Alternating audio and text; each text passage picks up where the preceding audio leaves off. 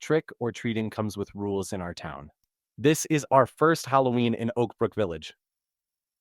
Even as the first chill of September set in, I could tell something was different about the way this town celebrated. For one, the decorations were different. There were no cute inflatable decorations, despite the many families that had small children. There were also no Instagram mom decorations, no regal wreaths of autumn foliage or pumpkins painted gold. The kinds of decorations here were what I'd call tasteful creepy. Skeletons of all kinds, witchy hats, fake graveyards. No hockey masks, or fake corpses or bloody body parts. I think every house had a jack-o'-lantern, lit every night without fail. Everything from classic triangle eyes to elaborate contorted faces of witches and werewolves and ghouls.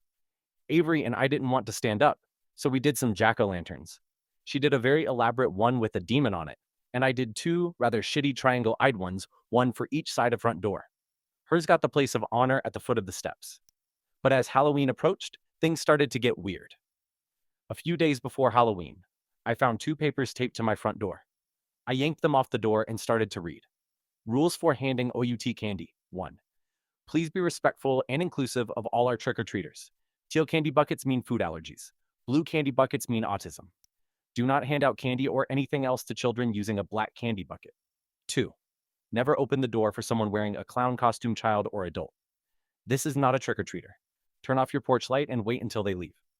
3. If trick-or-treaters come to your door asking to take shelter in your house, only let them in if the streetlights are flickering. Otherwise, do not let them in. 4. If you open the door and see a single child standing several feet from your door, facing away from you, close your door immediately. 5. Do not answer the back door for any trick-or-treaters. 6. If you are visited by a group of 3 children, specifically dressed as a pirate, fairy, and demon, offer each child something that holds deep sentimental value to you. You can take a while to decide. They will wait. Do not hold back. You do not want to find out what happens if they deem your objects unworthy. 7. Do not approach any houses that have an unlit jack-o'-lantern. 8. Trick-or-treating begins at 5 p.m. and ends at 8 p.m. You must be present to hand out treats for the entirety of that time. There was also a complimentary list underneath for those trick-or-treating rules for TRICKORTREATERS1. If you have food allergies, you may use a teal candy bucket to indicate it. If you have autism, you may use a blue candy bucket to indicate it. Do not use a black candy bucket. 2. Do not wear a clown costume. If you see a child or adult wearing a clown costume on someone's porch, skip that house and tell everyone in your party to skip it as well. 3. If the streetlights start flickering on and off, take shelter in the nearest house. 4. Always travel in groups. Never stray from your group. 5. Do not trick-or-treat at 18 Magnolia Avenue the Dark, Victorian-style house at the end of the cul-de-sac. 6. Avoid the following costumes: pirate, fairy, and demon. There is only one group that uses these costumes, and they do not like to be copies. 7. Make sure you light at least one jack-o'-lantern for each member of your household. 8.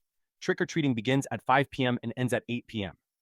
You must remain outside, trick-or-treating for the entirety of that time. And then a third paper, which simply read, please note all residents are expected to participate in our Halloween festivities. You may choose to either trick-or-treat no matter your age, or hand out candy. However, please be sure to abide by all rules for your group. It had to be some sort of prank. Honestly, hats off to them. This was creative and creepy. I'd rather our teenagers be playing harmless pranks like this than scrolling TikTok. You going trick-or-treating this year? I asked Avery as I came in. Yeah, Maddie and David are going with me, she said. You want me to come with you guys? Mom, she groaned. I'm 13. Okay. You'll have your phone, right? Yes. I gave her the rules lists. Did you see this? Some kind of funny prank. Avery looked them over. Oh yeah, Maddie told me about them. They're legit. What? We're supposed to follow them. They're real. No way. Yeah, way. Was she involved? Or maybe the perpetrators were friends of Maddie's? I opened my mouth to say no way again, but Avery's expression suddenly darkened. Serious. Promise me you'll follow them, she said quietly. Seriously. Promise me? Okay. I promise. I almost regretted moving here. Things were getting weird. Too weird. But I tried to comfort myself by thinking about my increase in salary and how much closer we lived to my boyfriend now. This was just a rocky, weird start. Things would look up from here. How wrong I was. Halloween night was cool and crisp, just as it should be. A full yellow moon hung low in the sky, and a brisk wind rattled the half-bare branches. Dried leaves skittered across the sidewalk, and the air was full of giggling excitement. Avery had left an hour ago. It was just me alone, sitting at the door with a bowl of assorted fun-sized candy. I picked out all the Milky Way midnights for myself as I did my annual watch of Hell House LLC. Ding dong. I got up, grabbed the bowl, and looked through the peephole. 3 girls in various princess get-ups stared up at the door. Tulle and sparkles in green, purple, and orange. I threw the door open. Trick or treat, they shouted in unison. Oh, how sweet, I said, reaching into the bowl. What would you like? That's when I noticed 2 things. First, there was no parent with them. The closest adults were all the way out on the sidewalk, and they didn't seem like they were waiting for the girls. The second, all 3 of them were holding black candy buckets. I froze, handful of candy midair. Those rules were a joke, right? I'm not going to tell these kids I'm not going to give them candy. That would be insane, and so mean. The 3 girls stared at me expectantly, not smiling. I coughed. I'm out of candy. Oh, real convincing, good job. I was holding the candy bowl. I mean, I'm saving this for someone else. They stared up at me, not saying a word. Sorry. I started to close the door. As the door shut, for the tiniest moment, they smiled, and I could have sworn. I saw rows of razor-sharp fangs. I shut the door. My heart pounded, and I felt a little faint. I collapsed back into the chair by the door. They didn't have fangs. That's ridiculous. Or if they did, that was part of their costume. Vampire princesses. Yeah. Probably some movie. I was unnerved until the next set of trick-or-treaters came. I made sure their candy buckets weren't black, and they weren't the pirate fairy demon triad. Then I sucked in a breath and opened the door. 3 boys in superhero costumes, trailed by a normal, tired-looking mother. I sighed a breath of relief and gave them generous handfuls of candy. When I closed the door, I texted Avery. Me. Some girls came to the door with black candy buckets. I didn't give them anything. Was that rude? Are these rules really a thing? After a minute, she replied. Avery, you did good. Thumbs up emoji. This was all so weird. I sighed and sat down, fidgeted candy, no longer excited to watch Hell House LLC. More trick-or-treaters came to the door, and each time I was relieved to see they were normal looking. Maybe everything was fine. Maybe this was all in my head. Then Avery texted me. Avery, don't open the door for the clown. I frowned. Me, I know. That's one of the rules, right? Avery, this isn't a joke, Mom? I just saw him. He's next door. Coming to you next. I started texting her back. Ding dong. I stared at the door. Then I slowly scooted out of my seat. What appeared to be a fully grown man stood on my doorstep. He was decked out in a classic clown costume, but he was turned away from the door. I couldn't see his face, only the back of his red and white onesie, the curly, plastic red hair of his wig. I stared at him through the peephole, my heart pounding in my chest. He was just standing there, not turning around or any. Blip. My phone. Avery, remember to turn off the light. Right. The porch light. I leaned over and flicked the switch. The porch lights cut out. I stared at the clown on my doorstep, now not more than a shadow, lit in gray and blue tones in the moonlight. He slowly began to turn around. Painted white skin, red nose, dripping red lips, and something hanging from his hand that I only noticed now that he was slightly turned. An axe. He turned his head, and kept turning, until his head seemed to be turned more than a normal human neck would allow. I ducked away from the door, crouched out of view. I heard footsteps. I held my breath, but then the footsteps began to recede. When I finally looked through the peephole again, he was gone. Me, he's gone. Come home right now. Avery, I can't. It's the rules. Me, then I'll come get you. Avery, don't. ITS the rules. Me, I'm calling the police then. He had an AXE. 3 dots appeared. But Avery didn't text me back. Screw this. I hit call. 911, what's your emergency? There's some guy in a clown costume, with an axe, and my daughter is out there, and... The officer interrupted me. What's your location? I gave it to her. Oakbrook Village. Yeah, I breathed. Don't open the door and turn off the porch light. What? If he comes to your door. Don't open it and turn off the porch light. The blood drained out of my face. I He poses no risk to the trick-or-treaters, ma'am, as long as they stay away from him, as the rules ask. I opened and closed my mouth. No sound came out.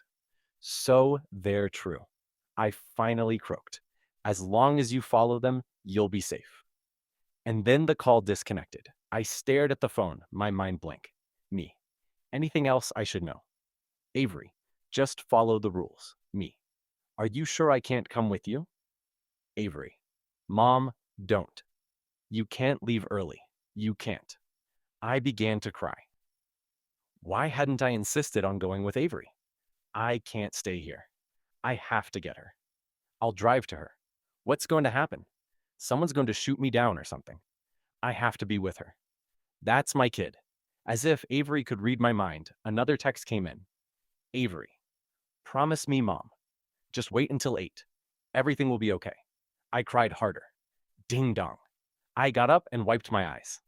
Grabbed the candy bowl and opened the door. Looked down at the 3 kids standing on my doorstep. Trick or treat. Wait a minute. A pirate? A fairy? A demon. I swallowed. These were the kids that wanted something of sentimental value from me, right? I looked at each of them. As a group, they looked normal, but when I looked closely at each of their faces, something was a little off. The pirate's face was too long. The fairy's eyes were too big. The demon was wearing a mask, but I could see his hands, and they were too big to be a child's. Okay, sentimental things. Do I really have to do this? Just a second, I said, and walked back into the house. I scanned the fireplace mantle. There was a photo of Avery and me up there at the fair, each of us holding a pink fluff of cotton candy. We'd gone there right after the divorce. The digital copy was lost, so it wasn't like I could print another one. I could give that to them. Would it be cheating to take a photo of it with my phone first? Damn it, I loved that photo. But it was just a photo. Me. Do you think the photo of us on the mantle is sentimental enough for the 3 kids? Avery. I think so. I grabbed it off the mantle and walked back to the kids. I dropped it in the pirate's bag and wiped at my face. Surprisingly, he immediately turned around and walked off the porch, back into the dark. I guess that meant I satisfied the request. Okay, you're next, huh? I said to the fairy with the huge eyes. She nodded. I walked back into the house, looked around. I grabbed another photo off the mantle, another one I'd lost the digital copy to. It was me holding her at the hospital, right after birth. I grabbed it and held it over the fairy's bag. She shook her head. She was no longer smiling. Okay, maybe I couldn't repeat the type of object. I walked back into the house and glanced around. What was most sentimental to me, really? My eyes fell on the painting in the kitchen. That had been the first and only painting I'd ever won anything for. I'd submitted it to the fair when I was 18, thinking I had a promising art career ahead, that this was the start of the rest of my life. But life hadn't turned out that way, had it? I'd spent 5 years living in a rat-infested apartment in Brooklyn, eating ramen every night, churning out painting after painting, only keeping myself afloat with more erotic pieces I'd painted. I'd eventually closed that chapter of my life and went back to school for accounting. But a tiny part of myself had always thought maybe someday. I grabbed the painting off the wall. A landscape of a dreary bog and a cabin in shambles. It looked like how I felt right now. It didn't fit in the fairy's bag, so I dropped it at her feet. I hope that's sufficient, I whispered, staring her down. She picked up the painting and walked off the porch, so it was just the demon left. His ice blue eyes stared up at me through the mask. Does he wear the mask because he doesn't look as human as the others? After a few minutes of searching, I found something even more precious than the last 2 Avery's baby blanket. The one she came home from the hospital swaddled in. I pressed it against my chest, crying, then got up and offered it to the demon child. It shook its head. I don't know what you want from me. This is probably the most precious thing I've ever owned. It shook its head again. Then it lifted its hand, pointed at me. Does it want me? Is it just going to kill me? Me? I finally asked. It shook its head. And then it spoke. A low, grating whisper, barely audible over the wind. Your daughter. No. No. Not Avery. No. My voice cracked. I began to shout. Not Avery. You can have anything but Avery. The demon child stared up at me. Then, noiselessly, turned and walked away. I stood there, frozen in the doorway, watching him disappear into the shadows beyond the halo of the porch light. I finally found the strength to close the front door. Then I collapsed in the chair and sobbed. I don't know how long I sat there, sobbing my eyes out. But before I knew it, my phone was ringing. Avery was calling, and it was 8:01 p.m. I let out a long sigh of relief. Avery, are you okay? Are you? What? I'm standing outside. But one of the jack-o'-lanterns isn't lit up anymore. I got up and peered out the peephole. Sure enough, I saw Avery, standing at the foot of the porch steps. She's okay. Tears rolled down my cheeks. I don't understand. What does that mean? I don't know. But the rules say don't approach any houses with jack-o'-lanterns that aren't lit up. Wouldn't that only apply before 8 p.m.? I don't know. I I think I should stay at Maddie's tonight. My heart dropped. Are are you sure you're okay? Yeah. I just don't want to risk breaking the rules. So that was it. I didn't sleep a wink that night. I cried the entire time. How could I really know that Avery was okay? I'd seen her, sure. I'd heard her voice on the phone. But what if that was some sort of illusion? What if she actually wasn't safe? What if the demon child had somehow gotten her anyway? Could he take her without my permission? But at 9 the next morning, the front door creaked open, and Avery walked inside. I hugged her and cried, and she preed me off her and groaned, Moomum. But for the next few weeks, I watched her like a hawk, not only to make sure she wasn't in danger, but also, what if the demon child had actually taken her? What if this was some mimic, something imitating her, and not really my daughter at all? Because Avery never tied her shoes like that before. Avery never blinked like that before, as if the sunlight hurt her eyes. Avery never filled her sketchbook with dark, spindly creatures of the woods before.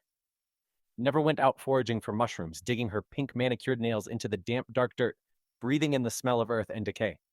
As the days went on, I grew more and more suspicious, a heavy weight in my gut. Until one night, she cooked me dinner with some stuff she'd foraged, and I began throwing up. I halfway thought she, the thing that replaced her, had poisoned. I was wrong. You see, I was pregnant. That June, I gave birth to a beautiful baby girl, Ava. Avery was over the moon to have a little sister, and even though it turned our plans upside down, it was the best thing to ever happen to us. Except a birth in June meant that I was pregnant on Halloween. And the demon child. It had asked for my daughter. And I'd said it could have anything. Anything other. It's the beginning of October now. We've since moved out of Oakbrook Village, but I still wonder if on Halloween night, that thing will somehow find me and take what I promised.